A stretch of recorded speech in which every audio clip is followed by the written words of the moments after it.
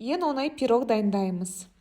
Жұмыртқаға шым-шым тұз, қант салып, қант ерігенше дейін 5 минут миксерлейміз.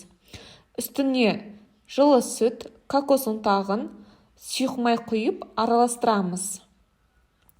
Онға қопсытқыш қосып араластырамыз. Енді ұнды електен өткіземіз. Ұнды 2 бөлікке бөліп, жақсылап миксерлейміз. Егер ұнды бірден салатын болсаңыздар, онда пирог көтерілмеуі мүмкін. Біркелкі масса болғанша дейін миксерлейміз. Форманың диаметрі 23 см.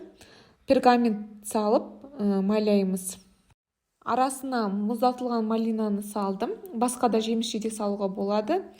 Салмасаңыздар да болады. 170 градуста 30 минут пісіреміз. Астарыңыз дәмді болсын.